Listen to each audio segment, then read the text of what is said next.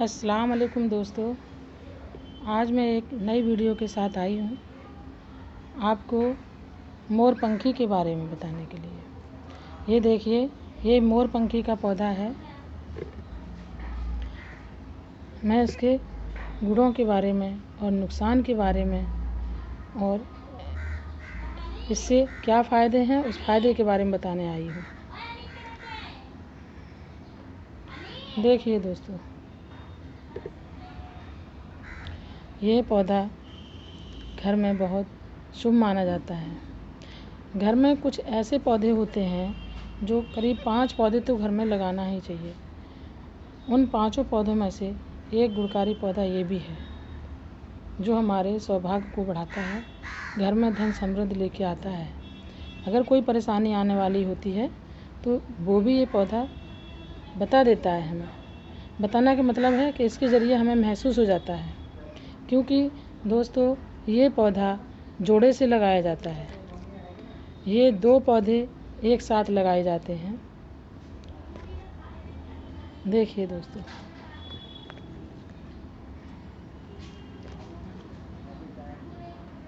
ये पौधे, इस पौधे के बारे में इसका कोई समय नहीं होता है लगाने का। लोग कहते हैं कि इसको किस दिन लगाना है, किस दिन लगाना नहीं है। तो ऐसा कुछ नहीं है दोस्तों, इसे आप कोई से भी दिन घर में लगा सकते हैं। गमले में लगा सकते हैं, ज़मीन में लगा सकते हैं, कोई भी दिशा में लगा सकते हैं। इसके लिए कोई दिशा निर्धारित नहीं है।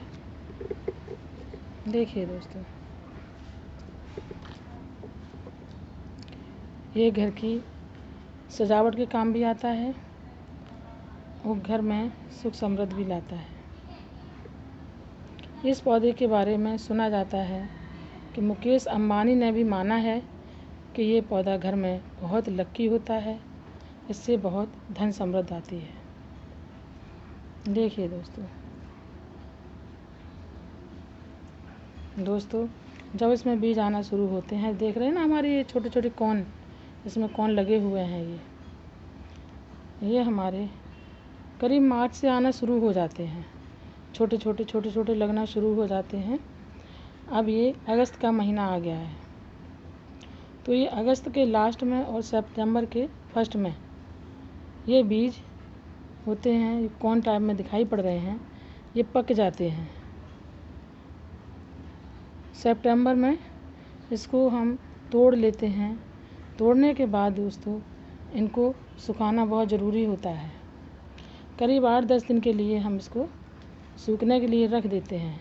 जब ये सूख जाते हैं तो इसको नवंबर के महीने में हम इससे दूसरा पौधा तैयार कर सकते हैं। तो दोस्तों, अब इसका पौधा कैसे तैयार होता है मैं वो आपको बताती हूँ। इसके जो छोटे छोटे बीज होते हैं दोस्तों, उन बीजों को निकाल लो। निकालने के बाद एक गमले को तैयार करो। उस गमले में थोड़ी सी खाद डाल करके अच्छी मिट्टी तैयार करो। तैयार करने के बाद में ये बीज उसमें डाल दो। बीज डालने के बाद में ऊपर से जैसे ये घास फूस होता है उससे उसको ढक दो।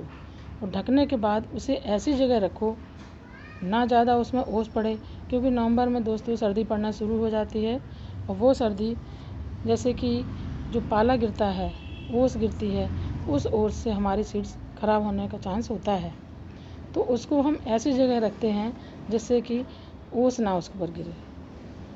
10-15 दिन के बाद में जब उस गमले में देखो घास को हटा करके तो छोटे छोटे भी पौधों में तब्दील हो जाते हैं, पौधे निकल आते हैं। फिर करीब 20 दिन के बाद में उन पौधों को हम दूसरी जगह शिफ्ट कर सकते हैं आराम से। तो ऐसे दोस्तों हमारे दूसरे मोरपंखी के पेड़ भी तैयार हो जाते हैं। और दोस्तों, ये मोरपंखी का पौधा, ये हमारे श्री कृष्ण भगवान जो हैं इसमें वास करते हैं, इसलिए इस सुख समृद्धि में भी मालूम पड़ता है कि हाँ, जब ये खूब हरा भरा होता है तो हमारे घर में बहुत खुशियाँ आती हैं। और जो ये पेड़ जोड़े से होता है, अगर ये दोनों में से कोई भी एक पेड़ सूखने लग जाता है तो हमें समझ जाना चाहिए कि हमारे ऊपर में कोई मुसीबत आने वाली है, जैसे कि धन या घर में कोई लड़ाई झगड़े कुछ और, यानी कुछ भी होने वाला होता है तो हमारा पेड़ हमें संकेत देता है। तो दोस्तों, आज मैं इसके बारे में बस इतना ही बताने आई हूँ कि इस पौधे को घर में ज़रूर लगाएं और जोड़े के साथ ही लगाएं। तो दोस्तों, मैं सखी गार्डन आपको इस मोरपंखी के पौधे के बारे में आपको बताया। तो दोस्तों, अब मेरे चलने का टाइम हो गया है। तो दोस्तों, अभी तक अगर हमारे सखी गार्डन को आप लोगों ने सब्सक्राइब नहीं किया है तो आप कर लें, और साथ में घंटी का बेल आइकन भी दबा दें, जिससे कि आगे आने वाली जितनी भी वीडियो हैं वो आपके पास तक पहुंचती रहें। ठीक है दोस्तों, धन्यवाद। अल्लाह हाफिज़, सब बखैर।